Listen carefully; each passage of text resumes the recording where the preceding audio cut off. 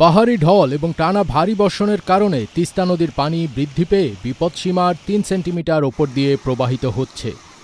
Teesta ব্যারেজের dahlia পয়েন্টে পানির এই আকস্মিক বৃদ্ধির ফলে লালমনিরহাটের ৫টি উপজেলার নদী তীরবর্তী চরাঞ্চল ও নিম্নাঞ্চল প্লাবিত হওয়া সহ শত শত পরিবার পানিবন্দী হওয়ার তীব্র আশঙ্কা দেখা দিয়েছে। অন্যদিকে টানা বর্ষণ আর ভারতের উজান থেকে নেমে আসা পাহাড়ি ঢলে ফেনীর মুহুরী, কহুয়া ও সিলোনিয়া নদীর পানি বেড়েছে। এতে জেলার উত্তরাঞ্চলের পরশুরাম, ফুলগাজী ও পরশুরাম উপজেলার নদী তীরবর্তী লাখো মানুষের মধ্যে নতুন করে বন্যা আতঙ্ক দেখা দিয়েছে। জেলা আবহাওয়া অফিসের তথ্যমতে আজ সর্বশেষ ২৪ ঘণ্টায় ফেনীতে ৫৬ মিলিমিটার বৃষ্টিপাত রেকর্ড করা হয়েছে।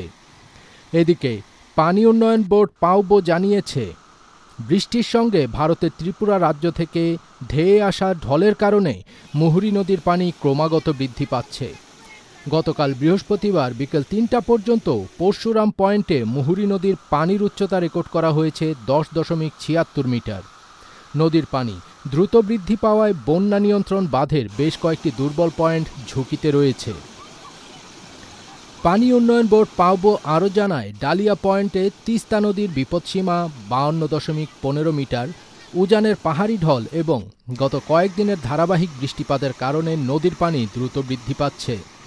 ডালিয়া পানি উন্নয়ন বোর্ডের নির্বাহী প্রকৌশলী অমিতাভ চৌধুরী বলেন, উজানের ঢল ও বৃষ্টিপাতের কারণে আজ মধ্যরাত পর্যন্ত তিস্তার পানি আরও বাড়তে পারে।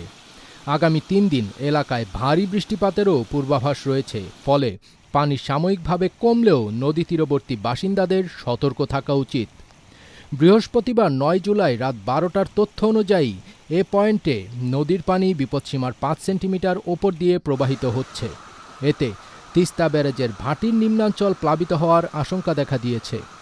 অন্যদিকে কয়েকদিনের ভারী বর্ষণ ও পাহাড়ি ঢলে সীমান্তের কাচালং নদী, রাইংখাং নদী ও কাপ্তাই হ্রদের পানি বেড়ে রাঙামাটির বাঘাইছড়ি ও বিলাইছড়ির ফারোয়াসহ বিস্তীর্ণ এলাকা বন্যা কবলিত হয়ে পড়েছে।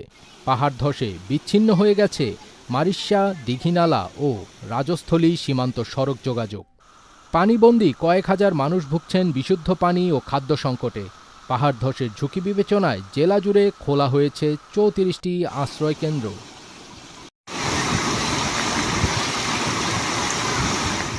ফজবির তাজ, ATN বাংলা।